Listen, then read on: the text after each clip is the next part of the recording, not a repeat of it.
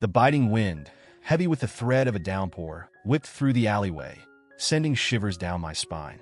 Coach's words echoed in my ears. Rest up, Emo-chun. Tomorrow, we fight for our place in the national team. He clapped me on the shoulder, his eyes shining with pride. Pride in me, his star player. Little did he know, my dreams were about to be shattered, trampled under the weight of a betrayal more agonizing than any injury. I clutched my gym bag tighter, my heart pounding a frantic rhythm against my ribs. The alley, shrouded in an unnatural darkness despite the early evening hour, seemed to press in on me, the stench of damp garbage clinging to the air. Unease coiled in my gut. Why had I ignored that prickle of warning when I'd first stepped into the narrow passage? 3 figures materialized from the shadows, their faces obscured by the gloom. They were just kids, barely old enough to shave, but their eyes held a chilling glint, and the steel pipes clutched in their grubby hands left no doubt about their intentions. Well, look who we have here. One of them sneered, his voice dripping with malice. Little Emo-chun, the soccer prodigy. What's a star like you doing in a dump like this? I forced myself to sound calm, even though my pulse was hammering in my ears. Just passing through. Look, I don't want any trouble. They laughed, a harsh, grating sound that scraped against my nerves. Too bad, another one said, stepping closer. We got orders to give you a little lesson to... My hand instinctively went to my pocket, dialing Lu Ruyuan, my girlfriend. She'd pick up, I knew it. She always did. But the call went straight to voicemail. Damn it, the storm must be interfering with the signal. Panic welled up, choking me. I tried to back away, but they were too quick. They grabbed me, their grip like iron, and slammed me against the damp brick wall. Pain exploded in my skull as my head connected with the unforgiving surface. Who sent you? I gasped, struggling against their hold. Tell me. The leader chuckled, a cruel, humorless sound. Wouldn't you like to know? But hey, we're feeling generous. We'll give you a hint. Think about who stands to gain the most from you being out of the picture. He didn't need to elaborate.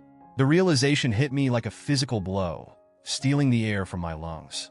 It was Su Mingyu, my rival, the arrogant, preening peacock who'd returned from his self-imposed exile, determined to reclaim his former glory as the national team's star striker. He'd always resented me, seen me as a threat to his position. But how could he? And why? It was just a game, a competition, wasn't it? My phone slipped from my grasp, clattering to the ground. Desperation clawed at me. I had to get out of there, had to warn the team, had Toyuro. Get him, the leader snarled, and the world dissolved into a maelstrom of pain. They were on me, their blows raining down on my legs, my back, my head. I screamed, the sound swallowed by the howling wind and the relentless drumming of rain. Through the haze of agony, I saw her, Liu Ruyuan, standing at the entrance of the alley, her face pale, her eyes cold and distant. She held a delicate silk umbrella, shielding herself from the downpour. But the rain wasn't what made my blood run cold. It was the look on her face. Not concern, not fear, but a chilling indifference that pierced me like a shard of ice. Ruyuan, I cried out, my voice hoarse with pain and disbelief. Help me! She took a step forward, her gaze meeting mine. For a fleeting moment, I saw a flicker of something in her eyes. Regret? Pity? But it vanished as quickly as it had appeared, replaced by a chilling emptiness. I'm sorry, Emo-chun, she said, her voice devoid of emotion. This is for the best. And then she turned and walked away, leaving me broken and bleeding in the rain. The last thing I saw before darkness claimed me was the glint of her silver bracelet, a gift I'd given her on our anniversary, catching the light as she disappeared into the night. I woke to the sterile scent of antiseptic and the rhythmic beeping of a heart monitor. My head throbbed, a dull ache that intensified with every labored breath. Memories of the attack, fragmented and sharp-edged, pierced through the fog in my mind. The alleyway, the rain, the chilling indifference in Lu Ruyuan's eyes. And the pain. God, the pain. I tried to sit up, but a searing agony shot through my left leg, forcing me back onto the starched white sheets. Panic surged through me, hot and suffocating. I tried to move my leg again, but it was useless. It felt like a dead weight, completely alien to my body. Don't move. The voice, gruff but not unkind, came from a man in a white coat standing beside my bed. He had a kind face, framed by a pair of wire-rimmed glasses, and his eyes held a weary compassion that I hadn't expected. You've been through quite an ordeal, young man, he said, his gaze lingering on my bandaged leg. Multiple fractures, severe tissue damage. You're lucky someone found you when they did. Lucky? Was that the right word? I felt anything but lucky. I felt betrayed, broken, utterly lost. My dreams, my future, everything I'd ever worked for had been ripped away from me in a matter of minutes. How bad is it? I croaked, my throat dry and scratchy. He hesitated, his gaze softening. It is extensive. You'll need surgery, and even then, there's no guarantee you'll regain full mobility. The words hit me like a punch to the gut. No guarantees. The possibility, the very real possibility, that I might never play soccer again hung in the air between us, heavy and suffocating. Butiro, I'm a soccer player. I whispered, my voice breaking. It's all I've ever known. He placed a hand on my shoulder, his touch surprisingly gentle. I understand, and we'll do everything we can to help you recover. But you need to prepare yourself for the possibility that things might not be the same.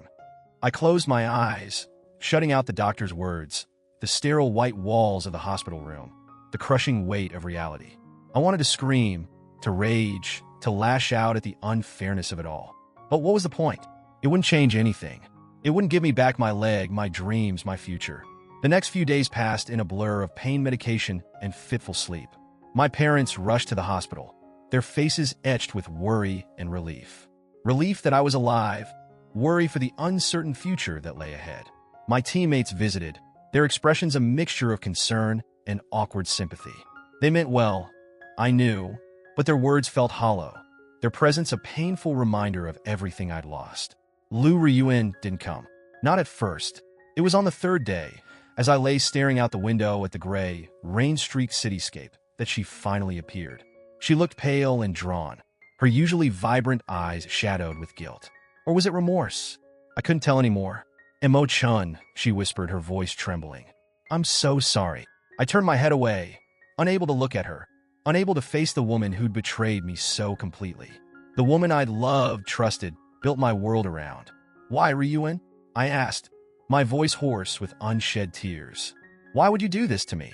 She sank into the chair beside my bed, her shoulders slumping as if a great weight had settled upon them.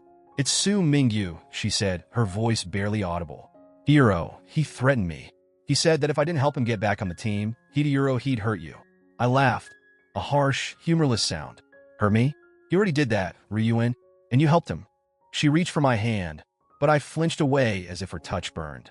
I know, she sobbed, her face crumpling. I was scared, Emo-chun. Hero, he can be very persuasive, and I didn't know what he was capable of. So you chose him, I said, the words tasting like ash in my mouth. You chose him over me. She shook her head frantically, tears streaming down her face. No, that's no Euro, I love you, Emo-chun. You have to believe me. But her words rang hollow, empty promises uttered in the face of undeniable truth. She might have loved me once, but it was a love that couldn't withstand the slightest challenge, a love that crumbled in the face of fear and ambition. Get out, I whispered, my voice raw with pain. Just a Euro, get out. She opened her mouth to protest, to plead for another chance, but the look in my eyes stopped her. She rose slowly from the chair, her shoulders slumped with defeat, and walked out of the room without another word. I lay there for a long time, the silence broken only by the rhythmic beeping of the heart monitor and the dull ache in my leg. The pain wasn't just physical. It was a deep, soul-crushing ache that spread through my entire being, poisoning everything it touched. I'd lost my leg, my dreams, my future. But the most painful loss of all was the realization that the woman I loved was a stranger who'd shattered my heart and left me to pick up the pieces. The days that followed were a blur of pain, frustration, and a bone-deep weariness that seemed to seep into my very core. The doctors were cautiously optimistic, praising my resilience and determination during physical therapy. But their words felt empty, their encouragement a hollow echo in the face of the daunting reality that stretched before me. My leg, though healing, would never be the same. The doctors spoke of potential, of the possibility of regaining a degree of functionality, but the unspoken truth hung heavy in the air. My days as a professional athlete were over. The news hit my parents the hardest. My father, a former athlete himself whose own dreams had been cut short by injury, understood the depth of my loss with a painful clarity. His silence, the way his gaze lingered on my bandaged leg, spoke volumes. My mother, ever the optimist, tried to maintain a cheerful facade, but I saw the flicker of despair in her eyes, the way her hand trembled as she adjusted my pillows. My teammates visited less frequently as the weeks turned into months. Their lives, their careers, moved on, while I remained trapped in a cycle of rehabilitation and despair. I couldn't blame them, not really, but their absence, the unspoken reminder that I was no longer one of them, stung more than I cared to admit. Lu Riyuan, true to her word, never returned. The guilt and remorse she'd displayed during her single visit had vanished, replaced by a stony silence. It was as if I'd become a ghost, a phantom from a past she was desperate to forget. I threw myself into physical therapy with a grim determination, fueled by a potent cocktail of anger, grief, and a desperate need to prove, if only to myself, that I wasn't broken beyond repair. I pushed myself to the limit, ignoring the pain that flared with every movement, the exhaustion that left me drained and trembling. But even as my body slowly began to heal, my spirit remained fractured. The dreams that had once sustained me, the goals I'd strived for with every fiber of my being, now seemed like distant, impossible fantasies. One evening, as I sat alone in my hospital room, the weight of my loss pressing down on me like a physical burden, my phone buzzed. It was a message from an unknown number. Mo Chun, it's time you knew the truth about that night. My heart skipped a beat. Who was this? How did they know about what had happened? Intrigue warred with a surge of apprehension. Who is this? I typed back, my finger. A cold wind swept through the park, rustling the leaves of the weeping willow and sending a shiver down my spine. I stared at Coach Zhang, my mind a maelstrom of confusion and a growing sense of dread. What could he possibly tell me that would warrant such a somber preamble? He gestured towards the bench, his face etched with a weariness that seemed to age him beyond his years. Sit down, Mo Chun. Euro, this isn't easy to tell.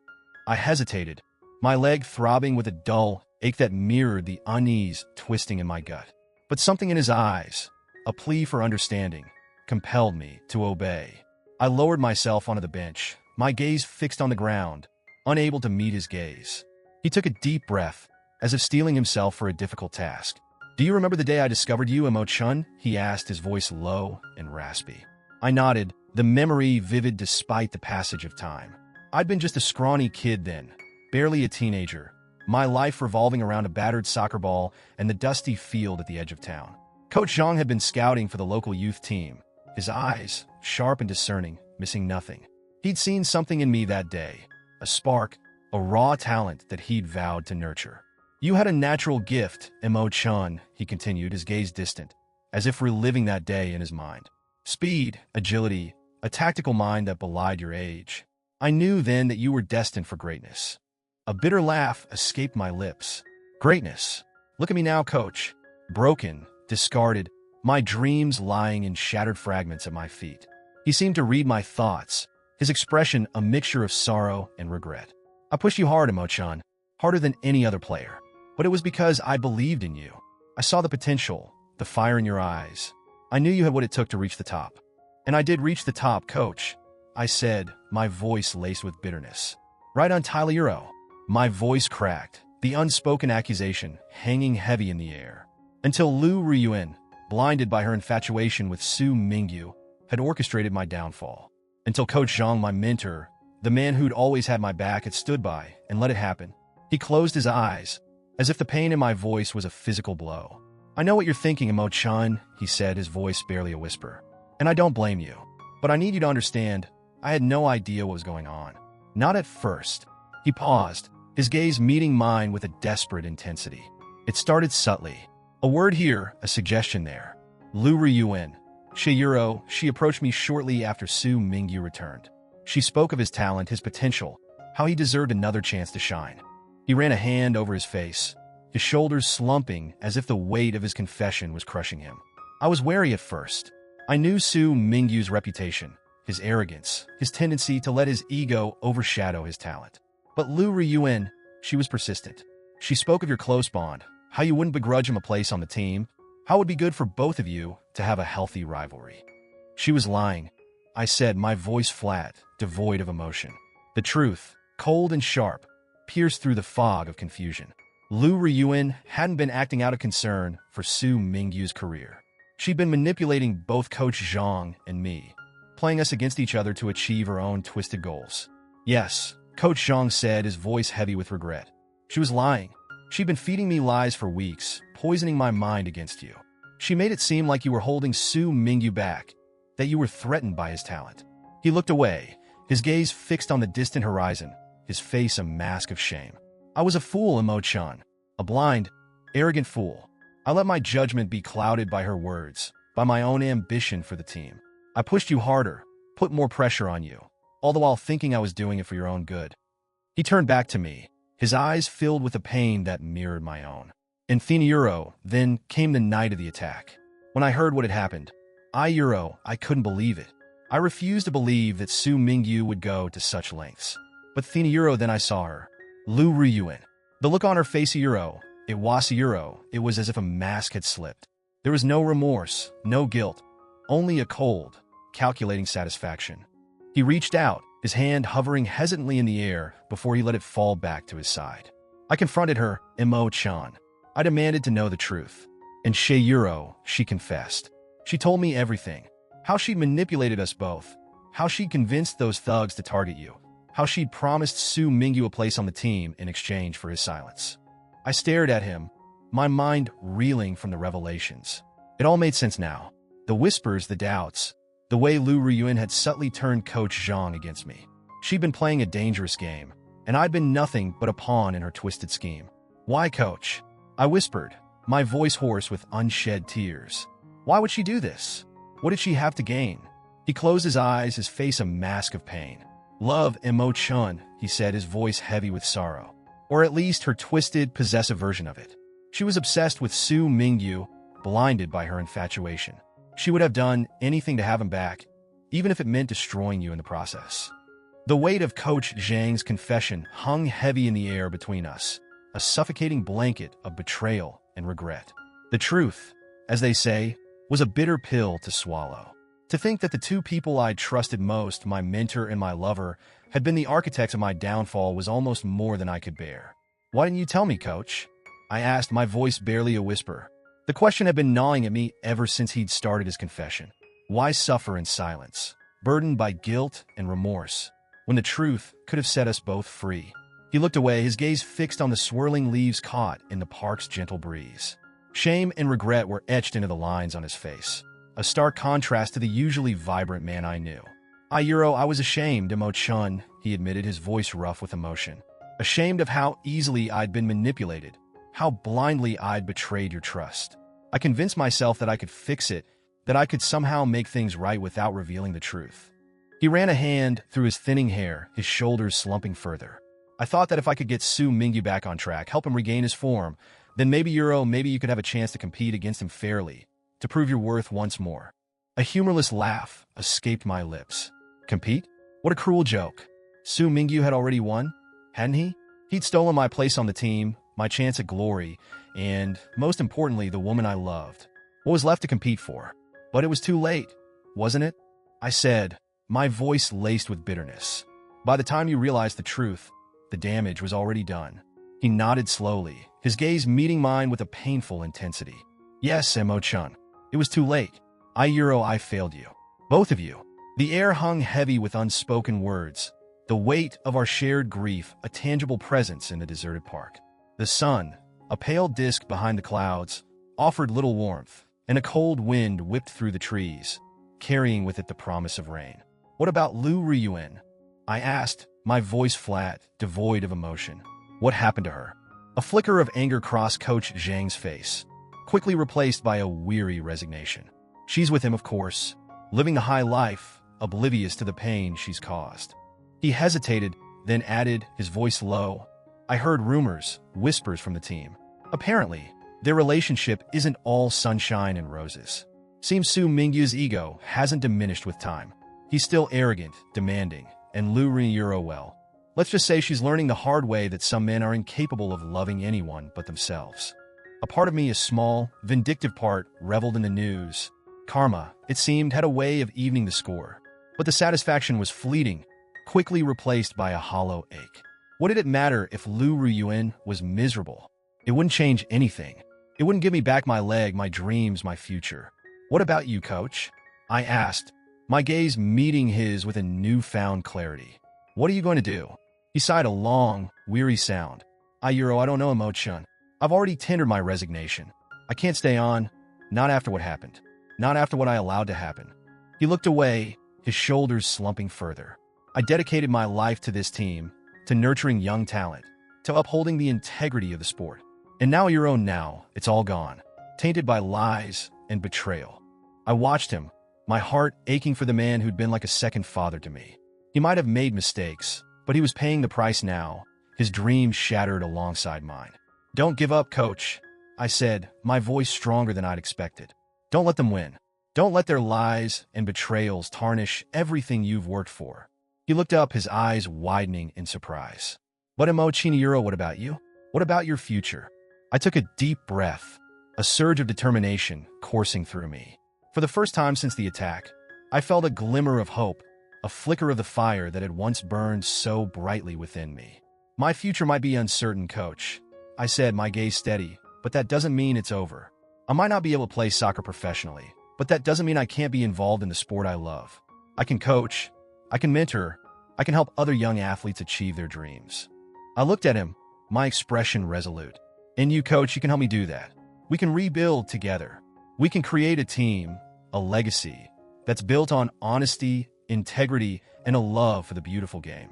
A slow smile spread across Coach Zhang's face, chasing away the shadows of regret and despair. It was the first genuine smile I'd seen from him in weeks, and it filled me with a sense of hope that I hadn't dared to believe possible. Together, Meow, he said, his voice firm, his eyes shining with a newfound purpose. Together, we'll show them what true strength and resilience look like. The conversation with Coach Zhang, though heavy with painful truths, had been oddly liberating. It was as if a weight had been lifted from my shoulders, the burden of unanswered questions and simmering resentment replaced by a newfound clarity and a steely determination to move forward. My recovery, both physical and emotional, was a slow and arduous process. There were days when the pain was so intense I could barely drag myself out of bed, days when the weight of everything I'd lost threatened to drown me in despair. But I clung to the glimmer of hope that had ignited within me, fueled by Coach Zhang's unwavering support and the burning desire to prove to myself and to the world that I wouldn't be defined by this setback. I poured all my energy into physical therapy, pushing myself to the limit and beyond. My therapist, a kind but firm woman named Ms. Lin, became my confidant and cheerleader, her unwavering belief in my potential a constant source of encouragement. You have a fighter spirit, Meow, she'd say, her gaze steady as I gritted my teeth through another grueling exercise. Don't ever let anyone tell you what you can or cannot do. You're stronger than you think. And slowly, painstakingly, I began to heal. The searing pain subsided to a dull ache, my limp became less pronounced, and the cane that had been my constant companion was relegated to the corner of my room. Reminder of how far I'd come. Coach Zhang visited me often, his presence a comforting constant in the ever-shifting landscape of my recovery. He brought news of the team, updates on the upcoming season, but mostly he listened. He listened as I raged against the unfairness of it all, as I grappled with my anger and grief, as I slowly began to piece together a future that no longer included the dreams I'd held so dear. What are your plans, Meow? He asked one afternoon, his gaze kind but probing. We were sitting in the hospital garden, a small oasis of green amidst the sterile concrete of the city. The sun, warm on my face, felt like a forgotten friend, and the scent of freshly cut grass filled me with a sense of peace I hadn't realized I craved. I shrugged, unsure how to answer. The future, once a clearly defined path leading to glory and acclaim, now stretched before me, vast and unknown. I don't know, coach, I admitted, my voice barely a whisper. I feel you're lost. He nodded, his expression understanding. It's all right to feel lost, Meow. You've been through a traumatic experience. It's going to take time to heal, to figure out what you want your life to look like now. He paused, his gaze meeting mine with a newfound intensity. But I believe in you, Meow, just like I always have. You have a gift, a passion for the game that goes beyond mere talent. And that passion, that fire, it can't be extinguished so easily. He reached into his bag and pulled out a folder, placing it on the table between us. I've been doing some research, Meow, he said, his voice tinged with excitement. There's a coaching program starting up at the university, a pilot program aimed at developing young talent and promoting grassroots soccer. They're looking for someone with your experience, your passion, to mentor the next generation of players. I stared at the folder, my heart pounding in my chest. Could this be it? Could this be the opportunity I'd been searching for? A chance to turn my pain into purpose, to share my love for the game with a new generation of players? I don't know what to say, coach. I stammered, my voice thick with emotion. Euro, this could be amazing. He smiled, a genuine smile that reached his eyes, chasing away the shadows of regret and sorrow. It could be Mo-chun, he said, his voice filled with hope. It really could be. And so, with a mix of trepidation and a burgeoning sense of excitement, I took the first tentative steps towards rebuilding my life. I met with the program directors, my initial nervousness giving way to a quiet confidence as I spoke of my vision, my passion for nurturing young talent, my belief in the power of sport to inspire and transform. To my surprise and immense relief, they offered me the position. It wasn't the glamorous world of professional soccer, the roar of the crowd, the thrill of victory, but it was a start. It was a chance to make a difference, to leave my mark on the world in a way I'd never imagined. As I signed the contract, a wave of gratitude washed over me. Gratitude for Coach Zhang's unwavering belief, for Ms. Lin's tough love and encouragement, for the opportunity to rediscover my passion, to find a new path forward. The road ahead wouldn't be easy. There would be challenges, setbacks, moments of doubt and despair. But I was ready. I had faced my demons, confronted my pain, and emerged from the darkness stronger, wiser, and more determined than ever before. I had a new team now, a new purpose, and a future filled with the promise of hope and redemption. Leaving the hospital felt like stepping onto a stage after a long and grueling performance. The world outside, once so familiar, now seemed vibrant and a little overwhelming. The air buzzed with the energy of 1,000 different lives unfolding, a stark contrast to the sterile quiet of the hospital ward. I took a deep breath, the crisp autumn air filling my lungs with a sense of renewal. It was time for Act 2. My small apartment, once a testament to my bachelorhood, had been transformed during my absence. Gone were the piles of dirty laundry, the empty pizza boxes, the general air of organized chaos. In their place were fresh flowers on the coffee table, the scent of lemon and herbs lingering in the air, and a stack of neatly folded towels in the bathroom. My mother, ever the caretaker, had been busy. A pang of guilt shot through me. I hadn't been the most attentive son these past few months, my thoughts consumed by my own pain and uncertainty. I'd barely spoken to my parents, my conversations limited to monosyllabic grunts and vague reassurances. I knew they were hurting too, their worry for me masked by a cheerful facade that fooled no one. I picked up my phone and dialed my mother's number. "Hey, Ma," I said, my voice rough with emotion. "Just wanted to let you know I'm home. And thanks for everything." Her reply was instantaneous, her voice choked with tears of relief and a mother's boundless love. "Oh, Mo-chun, it's so good to hear your voice. Are you sure you're up for it? Do you need anything? I can be there in an Euro." I chuckled, picturing her already packing a suitcase full of homemade meals and enough cleaning supplies to sanitize a small city. "Ma, relax. I'm fine. Really. Ms. Lin gave me a clean bill of health. I just need to take it easy for a while, focus on my recovery." We chatted for a while longer, her relief at having me home palpable even through the phone. As I hung up, a wave of exhaustion washed over me, a mixture of physical and emotional fatigue that even Ms. Lin's rigorous exercise regimen couldn't quite erase. The coaching position wouldn't officially start for another few weeks, giving me ample time to adjust to my new reality and, more importantly, to confront the ghosts that still lingered in the shadows of my mind. I knew I couldn't outrun my past, couldn't simply erase the pain and betrayal of the last few months. I needed to face it head on, to make peace with it in order to move forward. The first few days were the hardest. The silence of my apartment, once a comforting sanctuary, now echoed with the ghosts of laughter and whispered promises. I found myself replaying every conversation, every interaction with Lu Ruyuan, searching for clues, for a sign, for anything that might explain her betrayal. But the more I analyzed, the more I realized that the woman I thought I knew, the woman I'd loved with all my heart, had never truly existed. She was a phantom, a figment of my own imagination, woven from wishful thinking and a naive belief in the enduring power of love. To combat the loneliness, I threw myself into researching coaching techniques, devouring books and articles on sports psychology, youth development, and the art of building a winning team. I contacted old teammates, coaches, and mentors, seeking their advice, their insights, their stories of triumph and defeat. One afternoon, While browsing a local bookstore, I stumbled upon a flyer for a photography exhibition at a nearby gallery. The theme, finding beauty in unexpected places, resonated with me on a visceral level. I'd always enjoyed photography, had even considered pursuing it as a career before my passion for soccer had taken over my life. Perhaps this was a sign, a chance to reconnect with a long-forgotten part of myself. The gallery was small and intimate, tucked away on a quiet side street. The air buzzed with a creative energy, the scent of paint and coffee mingling with the hushed whispers of art enthusiasts. I wandered through the exhibits, my gaze drawn to the photographs on display. Each image, a snapshot of everyday life, captured a fleeting moment of beauty, a story untold. And then I saw it, a photograph of a lone soccer ball lying forgotten on a rain-soaked field, the setting sun casting long shadows across the wet grass. The image was simple, almost mundane, yet it spoke to me on a profound level. It was a reminder of my own journey, of the pain and loss, but also of the enduring beauty of the game, the way it could bring people together, ignite passion, and inspire hope, even in the darkest of times. I stood there for a long time, lost in thought, my fingers itching to capture the moment, to translate the emotions swirling within me into something tangible, something real. As I reached for my phone, a voice startled me. "You see it too, don't you?"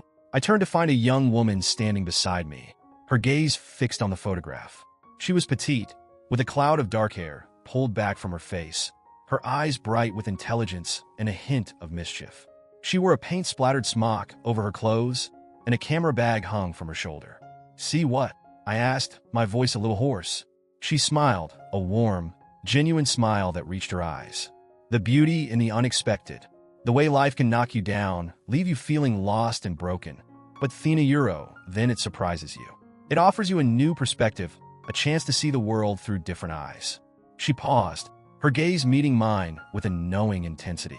And sometimes, just sometimes, it leads you to exactly where you need to be. Her words, spoken with such quiet conviction, resonated deep within me, stirring a mix of curiosity and a cautious sense of hope. I found myself drawn to her energy, a vibrant contrast to the shadows that had been clinging to me for far too long. "I'm a Mo Chun," I said, extending my hand. She took it, her grip firm and surprisingly strong. "I'm Anya," she replied, her eyes sparkling with a hint of mischief. "And you, Mo Chun, look like a man with a story to tell."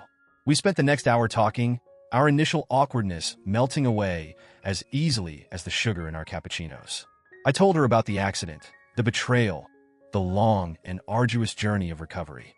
I spoke of my shattered dreams, the uncertainty of my future, the lingering pain that threatened to pull me under. She listened with a quiet intensity that surprised me. Her gaze never wavered, her expression a mix of empathy and a fierce intelligence that saw right through my carefully constructed facade. She didn't offer platitudes or empty reassurances, but her silence, her unwavering presence, was more comforting than any words could ever be. When I finished, my voice hoarse with emotion, she didn't try to fill the silence. She simply sat there, her gaze fixed on the steam rising from her cup, her mind clearly working overtime. "You know," she said finally, her voice soft but firm, "sometimes the most beautiful things in life are born out of brokenness. A pearl, for instance, it starts as a grain of sand, an irritant, a source of pain. But over time, layer by layer, it's transformed into something precious, something luminous." She looked up, her eyes meeting mine with a directness that sent a shiver down my spine. "You're in the process of being transformed, Emo-chan. It's painful, I know, but don't be afraid to embrace the process. Don't be afraid to let go of who you were and become who you're meant to be." Her words, spoken with such quiet conviction, struck a chord deep within me. For the first time since the accident, I allowed myself to entertain the possibility of a future that wasn't defined by pain and regret. A future where my passion for soccer, though forever altered, could still be a source of joy, of purpose, of connection. We talked for hours that day about photography, about life, about the strange and wonderful ways in which the universe had a way of redirecting us, even when we resisted with all our might. I learned that Anya was a freelance photographer, her work featured in magazines and online publications. She had a restless spirit, a thirst for adventure, and a talent for capturing the beauty of the ordinary, the extraordinary in the everyday. As the afternoon wore on, and the gallery began to empty, I realized I didn't want our conversation to end. "Listen," I said, my voice a little hesitant. I know this is probably too forward, but would you like to grab dinner? My treat, of course. As a thank you for listening. A slow smile spread across her face, lighting up her eyes with a mischievous twinkle. Dinner, huh? She said, her voice teasing. Is that your way of asking me out on a date, Emo-chun? I felt my cheeks flush, a wave of heat creeping up my neck. It had been so long since I'd even considered the possibility of a romantic connection. The thought of dating, of putting myself out there again, both exhilarating and terrifying. Is it working? I countered, my voice a little gruffer than intended. She laughed, a light, melodic sound that chased away the last vestiges of my apprehension. All right, Emo-chun, she said, her eyes sparkling with amusement. You're on. But I warn you, I'm a tough critic when it comes to food. And with that, we stepped out of the gallery and into the crisp autumn evening, the promise of a new beginning hanging in the air between us, as tangible as the scent of fallen leaves and the distant hum of the city coming alive. The restaurant Anya chose was tucked away on a quiet street, a hidden gem with exposed brick walls, dim lighting, and the tantalizing aroma of spices and simmering sauces. It was the kind of place I would have walked right past in my former life, too focused on my training schedule and the pursuit of athletic glory to appreciate the simple pleasures of good food and good company. Anya, however, seemed to possess an uncanny knack for discovering hidden treasures. Whether it was a charming kaffa copyright tucked away in a forgotten corner of the city or a breathtaking sunset viewed from a rooftop overlooking the urban sprawl, she moved through the world with a quiet confidence, her eyes open to the beauty and wonder that surrounded her, and her infectious enthusiasm had a way of rubbing off on those around her. We spent the evening talking, our conversation flowing effortlessly from one topic to the next. She told me about her travels, her photography assignments taking her to far-flung corners of the globe, capturing the essence of different cultures and the shared humanity that connected us all. I listened, captivated, my own experiences suddenly feeling small and insignificant in comparison. You should come with me sometime, she said, her eyes sparkling with mischief. I'm heading to Nepal next month, trekking through the Himalayas to photograph a remote monastery. They say the views are breathtaking. I laughed, picturing myself, cane in hand, struggling to navigate the treacherous mountain paths. I think I'll stick to exploring the local parks for now, I said, my voice tinged with self-deprecation. Maybe once I've mastered the art of walking without tripping over my own feet. She reached across the table, her hand lightly touching mine. Don't underestimate yourself, Emo-chun, she said, her voice soft but firm. You're stronger than you think. And besides, she added with a wink, who knows? Maybe by then, you'll be carrying my camera bag. Her touch, light and fleeting as it was, sent a jolt of electricity through me, a sensation I hadn't felt in what felt like a lifetime. It was a reminder that I was still capable of feeling, of connecting, of experiencing the world with a depth and intensity that had nothing to do with soccer or the pursuit of athletic glory. As the evening progressed and the restaurant slowly emptied, I found myself reluctant to let it end. Anya's presence, her easy laughter and genuine interest in my life, had chipped away at the wall of cynicism and self-pity I'd built around myself, allowing a glimmer of hope to seep through the cracks. I had a really nice time, Anya, I said as we stood outside the restaurant, the cool night air a welcome contrast to the warmth of the restaurant. Thank you. Me too, Emo-chun, she replied, her eyes sparkling in the dim light. And thank you for sharing your story with me. It takes courage to be vulnerable, to let someone see your scars. She paused, her gaze meeting mine with a directness that sent a shiver down my spine. You're going to be okay, Emo-chun. I know it. And for the first time since the accident, I believed her. The next few weeks passed in a blur of activity.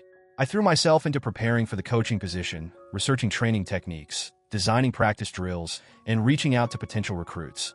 The university had given me a small office on campus, a cramped but functional space that I quickly transformed into my own personal sanctuary.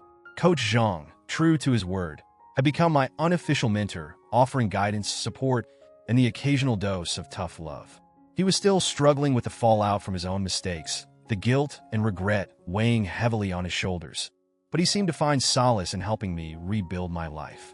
You're a natural, Emo-chun, he said one afternoon, watching as I ran a group of enthusiastic but somewhat uncoordinated teenagers through a series of passing drills. You have a way with them, a way of explaining things that even I, with my years of experience, can't quite replicate. I shrugged, a wave of warmth spreading through me at his praise. It's different coaching, I admitted, my gaze sweeping over the faces of the young athletes, their eyes bright with a passion that mirrored my own. It's not about winning or losing, not really. It's about sharing your love for the game, about helping them discover their own potential, both on and off the field. He smiled, a genuine smile that reached his eyes. That's what it's all about, Emo-chun, he said, his voice filled with pride. That's the true legacy of a coach. As the weeks turned into months, and the first day of the coaching program approached, I found myself filled with a sense of anticipation and a quiet confidence I hadn't dared to hope for. The pain of the past was still there, a dull ache that would likely linger for a lifetime, but it no longer defined me. I had a new purpose now, a new team, and a newfound appreciation for the simple joys that life had to offer. And somewhere, in the back of my mind, a flicker of hope ignited, fueled by the memory of Anya's words and the promise of a future filled with unexpected possibilities. The first day of the coaching program dawned bright and clear, the autumn air crisp with the promise of a new season. I stood on the sidelines of the university soccer field, a familiar surge of adrenaline coursing through me as I watched the group of young athletes gather on the freshly mown grass. They were a motley crew, some shy and uncertain, others brimming with a raw energy that threatened to spill over into chaos. But in their eyes, I saw a spark, a flicker of the same passion that had once consumed me, and I knew, with a certainty that surprised even me, that I was exactly where I was meant to be. Coach Zhang, his usual gruff demeanor softened by a hint of nervous anticipation, clapped me on the shoulder. "Ready for this, Emo-chun?" he asked, his gaze sweeping over the assembled athletes. I took a deep breath, adjusting the whistle around my neck, a tangible symbol of my new role. "Ready as I'll ever be, coach," I replied, a grin spreading across my face. "Let's show these kids what we're made of." The next few hours were a blur of activity. I ran them through drills, my initial awkwardness giving way to a quiet confidence as I shared the knowledge and experience I'd accumulated over years of playing the game. I corrected their form, encouraged their efforts, and celebrated their successes, however small. And slowly, but surely, I began to see a team emerge from the chaos. They learned to anticipate each other's movements, to work together, to trust in their own abilities and the strength of the collective. They stumbled, they fell, they picked themselves up and tried again, their determination fueled by a shared love for the game and the guidance of their coaches. Coach Zhang, his initial skepticism replaced by a grudging admiration, proved to be an invaluable asset. His years of experience, his tactical mind, and his uncanny ability to spot potential in the most unlikely of players complemented my own coaching style perfectly. We were a team again, united by a shared passion and a desire to make a difference in the lives of these young athletes. As the weeks turned into months, the team flourished. They won some games, lost others, but through it all, their spirit never wavered. They played with heart, with grit, with a joy that was infectious, and I found myself drawing strength and inspiration from their unwavering enthusiasm. Anya, true to her word, had become a regular fixture at our practices and games. She'd perch on the sidelines, her camera capturing the intensity of a well-executed play, the camaraderie of a team huddle, the quiet moments of triumph and defeat that revealed the true heart of the game. "You found your calling, Emo-chun," she said one afternoon, her eyes sparkling with admiration as we watched the team celebrate a hard-fought victory.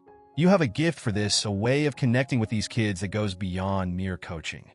I shrugged, a wave of warmth spreading through me at her praise. "They're good kids," I said, my gaze sweeping over their jubilant faces. "They just needed someone to believe in them, to show them what they're capable of achieving." She smiled, her hand lightly touching my arm, her touch sending a familiar jolt of electricity through me. "And you, Emo-chun," she said, her voice soft but firm. "You needed them just as much as they needed you." She was right, of course.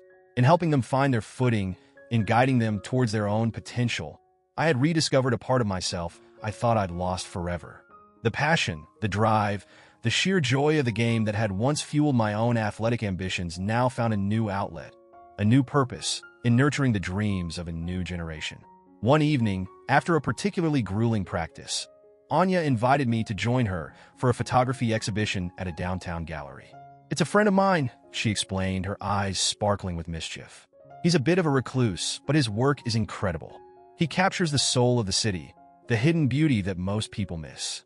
I hesitated, a familiar wave of fatigue washing over me.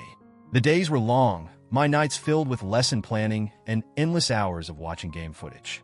But something in Anya's voice, a quiet plea that I couldn't quite place, convinced me to push past my exhaustion. The gallery was located in a converted warehouse, the industrial space transformed by track lighting and minimalist copyright core. Anya's friend, a wiry man with a shock of white hair and piercing blue eyes, greeted us with a gruff but not unfriendly nod. "Anya tells me you're a soccer coach now," he said, his gaze sharp and assessing. "Not quite the same as bending light through a lens, is it?" I chuckled, surprised by the man's perceptiveness. "It has its moments," I replied, my gaze sweeping over the photographs lining the walls. "But I'll admit, I miss the creative outlet." He grunted, a hint of amusement flickering in his eyes. "Creativity takes many forms, young man," he said, his voice gruff but kind. "Don't limit yourself to a single definition." His words, spoken with the authority of a man who had seen and experienced more than his fair share of life's twists and turns, stayed with me long after we'd left the gallery. As I walked alongside Anya, the city lights reflecting in her bright eyes, I realized that he was right. My journey wasn't over. It was just beginning, and I, with Anya by my side and a team of young athletes to inspire, was ready to embrace the unexpected beauty of the path that lay ahead. The team's progress was undeniable. They moved with a newfound confidence, their passes crisp, their shots on goal precise and powerful. The initial awkwardness had given way to a comfortable camaraderie, the boys joking and jostling each other on and off the field, their laughter a testament to the bond that had formed between them. Even Coach Zhang, his gruff exterior slowly crumbling under the weight of their infectious enthusiasm, seemed to have caught a second wind, his eyes sparkling with a joy I hadn't seen in years. Yet, despite the team's success, a shadow lingered at the edge of my own happiness. The physical pain from the attack had faded, replaced by a dull ache that flared only occasionally, a constant reminder of the betrayal that had shattered my dreams. But it was the emotional scars that ran deeper, a constant undercurrent of doubt and resentment that threatened to pull me under. I found myself withdrawing from Anya, her warmth and light a stark contrast to the darkness that seemed to cling to me. Her touch, once a source of comfort and excitement, now sent a shiver of unease through me, a reminder of my own vulnerability, my inability to protect myself from the whims of others. She sensed my withdrawal, of course. Anya, with her sharp mind and even sharper intuition, could read me like an open book. She didn't push, didn't bombard me with questions I wasn't ready to answer. But her silence, her patient understanding, only served to amplify my own sense of guilt and shame. "What's wrong, Emo-chun?" she asked one evening, her voice barely a whisper. We were sitting on a bench in the park, the setting sun casting long shadows across the grass. The air was heavy with the scent of approaching rain, a familiar harbinger of turmoil. I shrugged, avoiding her gaze. "Nothing," I mumbled, my voice lacking conviction. "Just tired, that's all." She reached out, her hand gently cupping mine. "Don't lie to me, Emo-chun," she said, her voice soft but firm. "I can see it in your eyes. You're carrying something heavy, something you're not ready to share." I closed my eyes, her touch sending a conflicting wave of comfort and unease through me. How could I explain the tangled mess of emotions that churned within me? The anger, the resentment, the lingering fear that I would never truly escape the shadow of Liu Ruyuan's betrayal? "It's her, isn't it?" Anya asked, her voice barely audible above the rustling leaves. "Liu Ruyuan?" I stiffened, my body tensing at the mention of her name. Even after all these months, the mere thought of her, of what she'd done, was enough to send a surge of anger and bitterness coursing through me. "She's living her life, Emo-chun," Anya continued, her voice gentle but firm. "She made her choice, and now you have to make yours. You can choose to let her poison your present and your future, or you can choose to let go of the anger and resentment and move on." Her words, though difficult to hear, struck a chord deep within me. She was right, of course. Liu Ruyuan was gone, her presence in my life reduced to a ghost, a phantom pain that lingered long after the wound had healed. But I was the one keeping her memory alive, clinging to the anger and resentment like a shield, protecting myself from the possibility of being hurt again. I don't know how to let go," I admitted, my voice barely a whisper. The confession, wrenched from the depths of my soul, hung heavy in the air between us. Anya squeezed my hand, her touch conveying a depth of understanding that transcended words. "It's a process, Emo-chan," she said, her voice soft but steady. "It takes time and courage and a willingness to forgive not necessarily her, but yourself." She paused, her gaze meeting mine with a directness that sent a shiver down my spine. You're not the same person you were before, Emo-chan. You've been through something traumatic, something that's changed you on a fundamental level. But that doesn't mean you're broken. It just means you're different. And that's okay.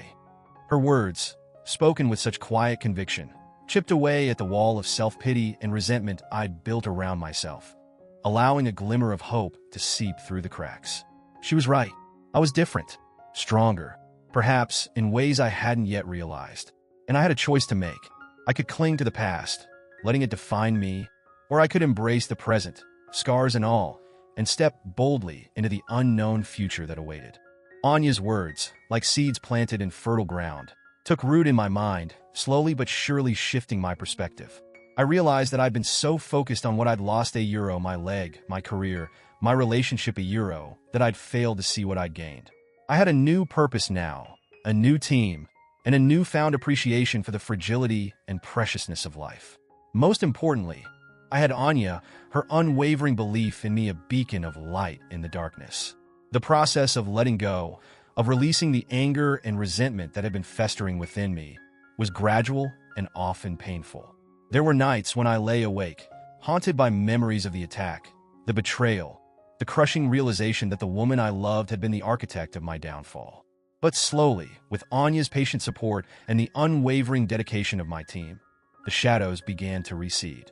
I poured myself into coaching, finding solace in the rhythm of practice, the camaraderie of the team, the pure, unadulterated joy of the game. The boys, sensing a shift in my demeanor, responded with an enthusiasm that both humbled and inspired me. They were a constant reminder that life went on, that even in the face of adversity, there was always hope, always the possibility of triumph. One afternoon, as I watched the team scrimmage, their laughter echoing across the field, I felt a tap on my shoulder. I turned to find Anya standing beside me, her camera bag slung over her shoulder, her eyes sparkling with a familiar mischief. "You're smiling," she said, her voice laced with amusement. "I haven't seen that look on your face in months." I realized she was right.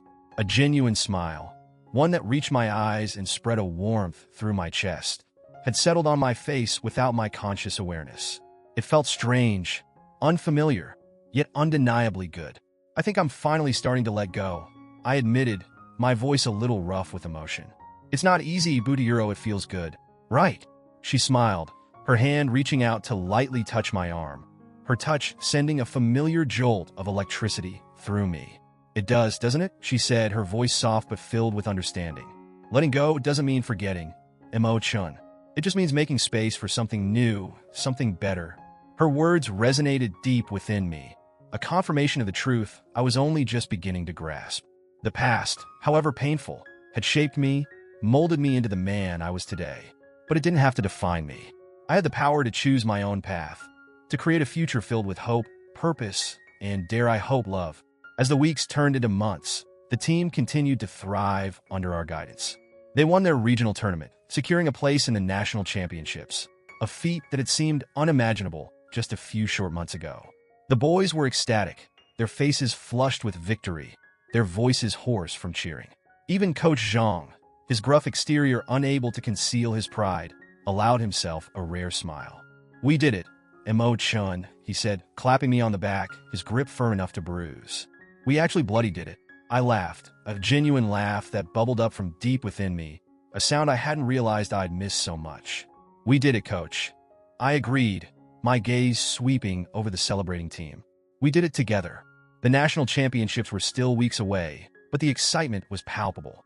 The university, eager to capitalize on the team's unexpected success, had pulled out all the stops, organizing pep rallies, fundraising events, and even a feature story in the local newspaper. The boys, thrust into the spotlight, handled the attention with a mix of wide-eyed wonder and a maturity that belied their age. One evening, as I was leaving my office, exhausted but exhilarated after a long day of practice and planning, I noticed a familiar figure sitting on a bench outside the gymnasium. Lu Ruyuan. My heart stuttered in my chest, a mix of anger, resentment, and a lingering sadness washing over me. She looked different than I remembered.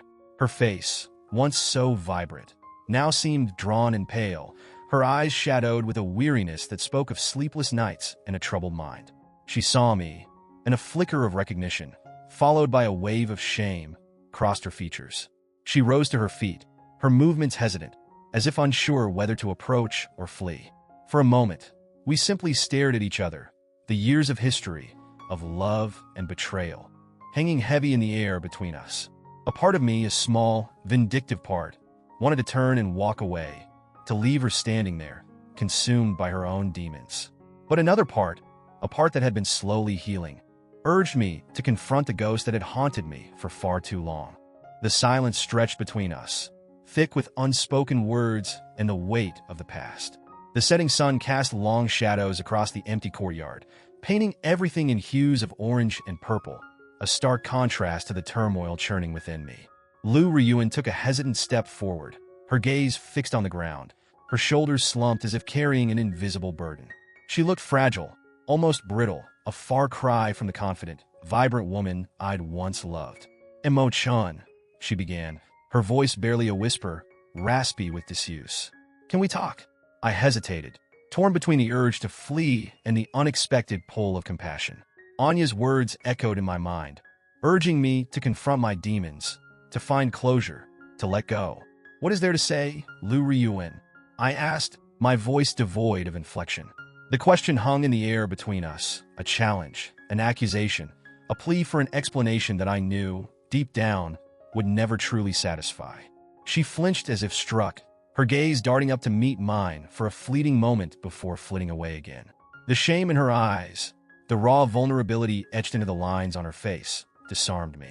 This wasn't the woman who'd betrayed me, who'd shattered my dreams with a calculated cruelty that still sent chills down my spine. This was a broken soul, lost and adrift, seeking solace in the wreckage of the past. "Ayuro, I just wanted to apologize," she stammered, her voice barely audible above the rustling leaves. "I know what I did was unforgivable. Ayuro, I hurt you, Emo-chan, and I'm so sorry."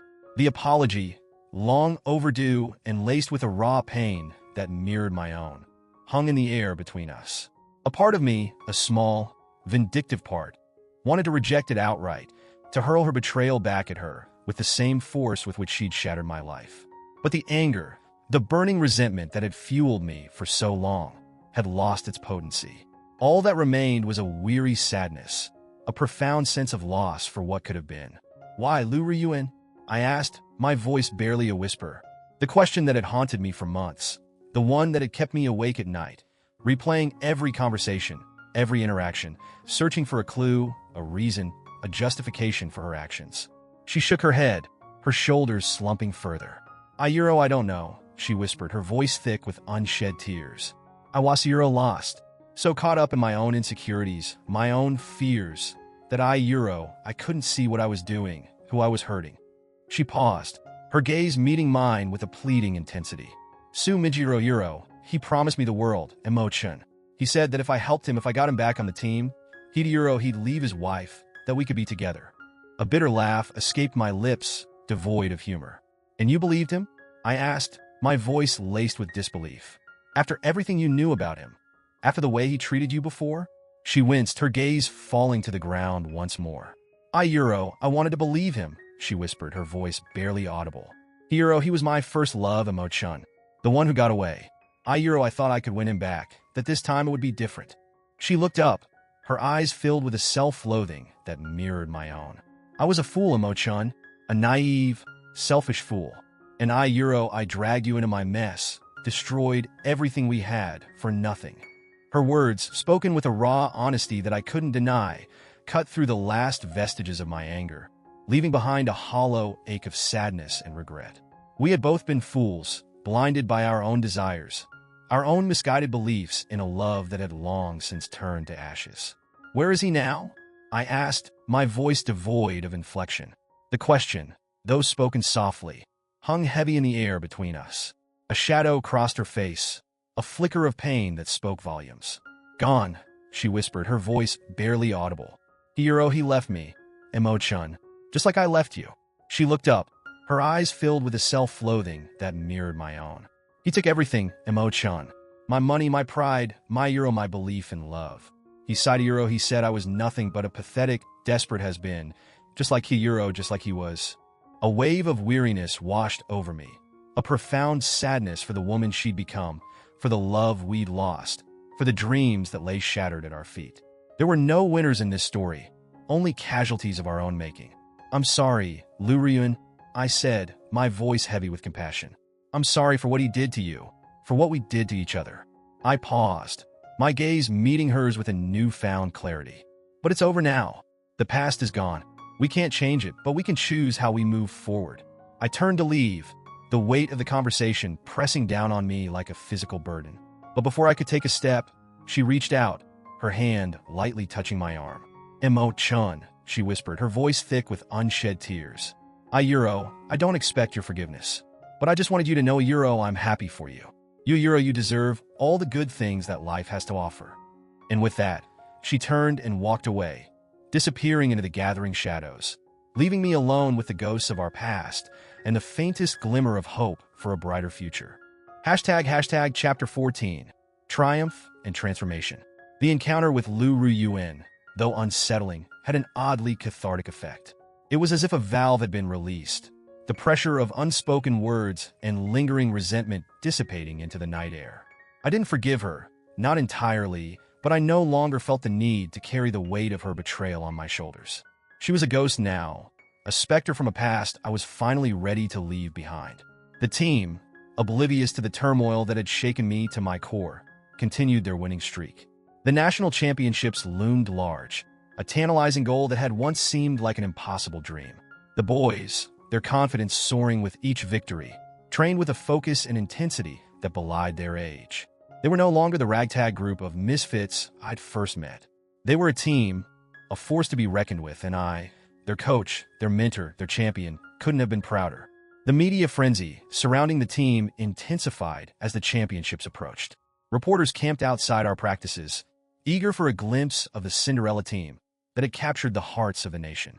The boys, initially overwhelmed by the attention, soon adapted to their newfound celebrity, their natural charisma and genuine love for the game shining through in every interview and photo op. Through it all, Anya remained my rock, my confidant, my muse. She captured the team's journey with a sensitivity and artistry that took my breath away. Her photographs, not merely images but windows into the heart and soul of the game. She was there for the triumphs, the celebrations, the moments of pure, unadulterated joy. But she was also there for the setbacks, the disappointments, the inevitable moments of doubt and despair that tested even the strongest of spirits. "You've come a long way, Emo-chun," she said one evening, her voice barely a whisper as we stood on the sidelines, watching the team practice under the glow of the stadium lights. The air was electric with anticipation, the energy of their youthful exuberance a tangible force. I smiled, a genuine smile that reached my eyes, reflecting the warmth that spread through me at her words.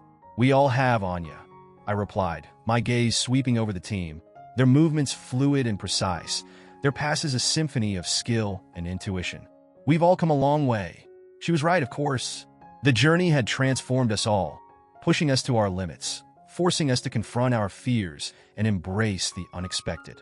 I was no longer the same man who'd stumbled into that hospital room, broken and defeated. I was stronger now, more resilient, my spirit tempered by adversity and forged in the fires of a passion that refused to be extinguished. The day of the national championships dawned bright and clear, the air thick with anticipation. The stadium was packed, a sea of cheering fans decked out in our team colors. The roar of the crowd was deafening, a physical force that sent shivers down my spine. This was it, the culmination of months of hard work, dedication, and unwavering belief. The game was a blur of adrenaline, a symphony of skill and strategy, of heart-stopping near misses and moments of pure brilliance. The boys played with a fire in their bellies, their movements fluid and instinctive, their passes laser-focused. They were unstoppable, a force of nature unleashed on the field. As the final whistle blew, the scoreboard flashing our victory, a wave of euphoria washed over me, so intense it brought tears to my eyes. The boys, their faces flushed with triumph, their voices hoarse from cheering, rushed towards me, engulfing me in a hug that threatened to crush my ribs. But I didn't care. In that moment, surrounded by the team I'd helped build, the dream I'd thought lost forever within reach, I was the happiest man alive. The celebrations continued long into the night, a joyous cacophony of laughter, music, and heartfelt toasts. As the party wound down, and the last of the guests departed, I found myself standing alone with Anya, the city lights twinkling around us like a million fallen stars. "You did it, Emo-chun," she said, her voice soft but filled with pride. "You actually did it." I smiled, my gaze meeting hers, the unspoken connection between us stronger than ever. "We did it, Anya," I corrected gently, reaching out to tuck a stray strand of hair behind her ear. "We did it together." She leaned into my touch, her eyes sparkling with unshed tears. "What happens now?" she asked, her voice barely a whisper. I took a deep breath, the weight of her question settling in my chest. The future, once a source of uncertainty and fear, now stretched before me, vast and filled with possibilities. I had a team to lead, a new career that ignited a passion I'd thought lost forever, and a woman by my side who saw me, truly saw me, scars and all. "What happens now?" I said, my voice firm, my gaze never leaving hers, "is up to us." The victory at the national championships marked a turning point, not just for the team, but for me personally. The last vestiges of doubt and resentment faded away, replaced by a quiet confidence and a newfound appreciation for the unexpected turns life could take. I had found my purpose, not on the field as a player, but on the sidelines as a mentor, a guide, a champion for a new generation of athletes. The team's success opened doors I'd never dared to dream possible. Offers poured in from prestigious youth academies, endorsements from sporting brands, even a guest coaching position with the national team. It was tempting, exhilarating even, to be back in the spotlight, my name once again synonymous with success. But as I weighed my options, Anya's words echoed in my mind. Don't limit yourself to a single definition. I had found a home at the university, a sense of community and purpose that transcended the allure of fame and fortune. These kids, these scrappy underdogs who had dared to dream big, they were my team now, and I wouldn't abandon them just when things were getting good. Together, Coach Zhang and I built a program that became the envy of the nation. We nurtured young talent, instilled in them the values of teamwork, discipline, and sportsmanship, and watched with pride as they went on to achieve great things, both on and off the field. Our little team, once an afterthought, became a breeding ground for champions, a testament to the power of hard work, dedication, and a belief in the transformative power of sport. My relationship with Anya blossomed, deepening into a love that was both exhilarating and grounding. She was my rock, my confidant, my partner in crime, her unwavering belief in me a constant source of strength and inspiration. We traveled the world together, her camera capturing the beauty of distant lands while I immersed myself in different cultures, studying their approach to the game, learning from the best, and sharing my own knowledge with a new generation of coaches and players. Life wasn't perfect, of course. There were challenges, setbacks, moments of doubt, and uncertainty that tested our resolve. But we faced them together, our bond strengthened by adversity, our love a constant beacon in the ever-changing landscape of our lives. One sunny afternoon, several years after that triumphant victory at the national championships, I found myself standing on the sidelines of the university soccer field, watching a new generation of players scrimmage. The air was filled with the familiar sounds of laughter, the thud of the ball, the excited shouts of encouragement and playful banter. Anya stood beside me, her camera capturing the action, her presence a comforting weight against my side. "You look happy," she said, her voice soft but filled with a knowing smile. I glanced at her, my heart overflowing with a contentment I'd never thought possible. "I am happy," I agreed, reaching out to lace my fingers through hers. Happier than I ever thought I could be. As I watched the team play, their movements fluid and instinctive, their passes a symphony of skill and intuition, I noticed a small figure standing at the edge of the field, his gaze fixed on the action with an intensity that mirrored my own. He was a scrawny kid, all elbows and knees, his unruly hair peeking out from under a worn baseball cap. He clutched a battered soccer ball in his hands, his eyes shining with a familiar hunger, a raw passion that resonated deep within me. Anya followed my gaze, her lips curving into a knowing smile. "Go on," she said, giving my hand a gentle squeeze. "They need their coach." I hesitated for a moment, a wave of nostalgia washing over me. It felt like a lifetime ago that I was that kid, standing on the sidelines, dreaming of a future filled with glory and the roar of the crowd. Taking a deep breath, I walked towards the boy, my limp, a constant reminder of the past, barely noticeable now. As I approached, he looked up, his eyes widening in surprise. "Hi there," I said, offering him a warm smile. You seem to have a real love for the game. How about I show you a few tricks? The boy's face lit up, his grip tightening on the soccer ball. Really, he asked, his voice filled with awe. You do that? I chuckled, ruffling his hair playfully. Of course, I replied, my gaze sweeping over the field, the setting sun painting the sky in hues of orange and gold, a promise of new beginnings. It's never too early to start chasing your dreams. And as I began to teach him the fundamentals of the game, the joy of a well-placed pass, the thrill of a perfectly executed shot, I knew, with a certainty that went beyond words, that my journey, though forever altered, was far from over. It was merely the beginning of a new chapter, a new adventure, a new opportunity to share the beautiful game and the lessons it taught with a world that desperately needed its magic.